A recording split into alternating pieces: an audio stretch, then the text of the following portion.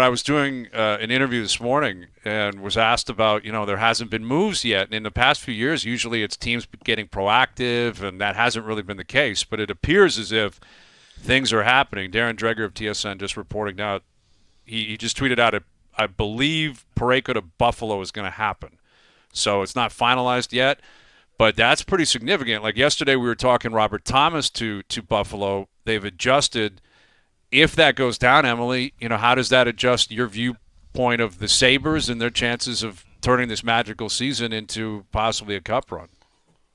Well, first, we always trust Darren Drager, so it does seem like that will happen. And I feel Mm-hmm. like all we've been waiting for is just the first domino to fall. I think that there's a lot of conversations going on behind the scenes. Everyone wants certain things, and once the first big one goes, everyone else feels like they've kind of got to rush into action. So this could be a fun more couple more hours. Probably not for anyone in my household except for me.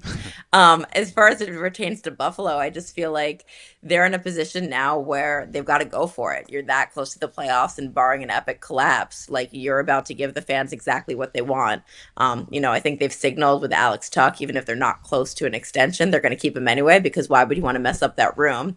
And I know that one of the big things they were looking at was right side D or someone that could bring some physical toughness to the playoffs. And clearly they've got their guys. So I think it's really exciting for Buffalo, and hopefully it's exciting for the rest of the league that a couple more of these big names might start to go here. If Parayko goes, do you think it's a foregone conclusion Thomas goes? Does Binnington go? Like how crazy does it possibly get in St. Louis, especially considering Alex Steen is about to take over as the GM there, and maybe Is he that's though? well, but is Is that maybe his plan? Like they're terrible. Get these guys off the books. Give me as many picks and prospects, and give me a 5-year plan from when I get here. Like I kind of sense that could be what's happening behind the scenes.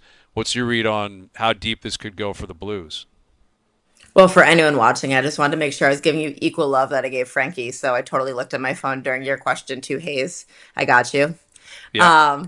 I think the thing with the St. Louis Blues, which is so interesting, is that like Doug Armstrong has done this before. Like there's a lot of noise around them, but I feel like he's the one that yeah. creates the noise every time. Like he's the one that's like putting his players' names out there. And then last year they did absolutely nothing. So, I kind of got the sense this year that even though there was so much noise around their players, a lot of this business could have been punted to the summer. The Pareko one's interesting because that was the one guy that I felt like, again, his name has been out there a couple years and they never seem to want to do it. So waiting to see on what the return is for this, like I would guess it's pretty significant.